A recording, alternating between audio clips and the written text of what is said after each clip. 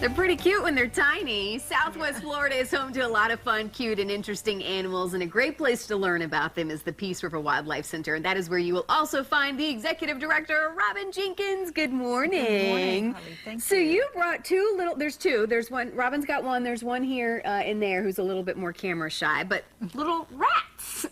That's right, little baby rats. So tell us about them. These are the native Florida wood rats. Okay. These guys live in trees, out in the palm tree in your yard. They're not going to invade your pantry. They're not going to chew through the wires in your house. Okay. These are not New York subway rats, right? No, these are these country rats. Country rats, all right. But these guys are very slow growing. This little gal's about 2 months old already. Oh, wow. These don't get mature until they're about 9 months. Very slow growing, normally smaller litters than the pet rats or the invasive rats as well. This might be a weird question, but how many different varieties? Is this the only rat that we have here in Florida that's native, or is there a lot of different varieties? There are a couple of native rats and native mice species in Florida, but the ones that most people are familiar with getting into your house, chewing into things, those are invasive rats. Those are pet rats that we brought into and let it go in the wild. Or I gotcha. The roof rats, or rats that have come over on ships and that sort of thing. How'd you get these guys? What's the story behind them?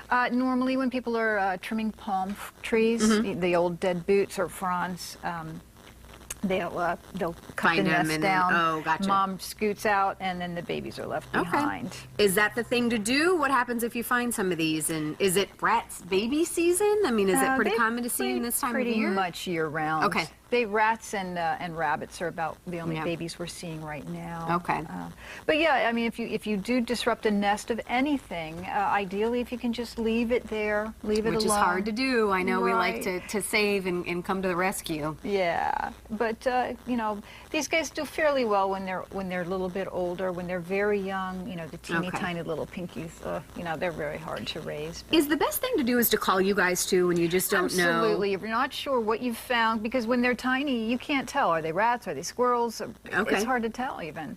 But yeah, anytime you've got any kind of incident, call the Wildlife Center and we'll walk you through it. We'll ask you a couple of questions and you'll think we're insane. Yeah. But there's a reason. And we're trying to ascertain how old the thing is, what species it is, you know, if it's been, you know, attacked by a cat or a dog, or you know, determine what's wrong and the best course of action. Might be to do nothing, might be to move the nest, it might be to bring it to us. All right. Well, good to know. Hey, your tournament is coming up. I can't believe it's already December. I know, right? So I know you're still looking for people to come out and play with you guys. So invite everybody out. What are you doing, Robin? Our annual golf tournament is on Saturday, February 6th in Punta Gorda. Okay.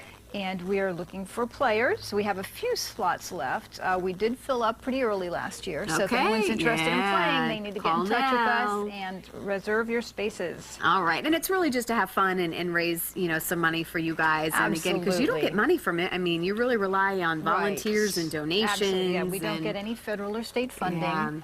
All of the costs of raising little kiddies like this come from the donations. And the Golf Scramble is just a great time. It is, and it's always a great time. What I love about you guys, too, you guys are open, right, 365 days a year? Yes. So during the holidays, if you're looking for someone. And that was, we had a blast. We had Did you have a lot of people come in on Thanksgiving? Crowds, yes. And we're also open on Christmas, and that's also another day that's just massive for us, because, you know, you can only open so many gifts. And then you're looking for something to do. I know. And we're a great thing.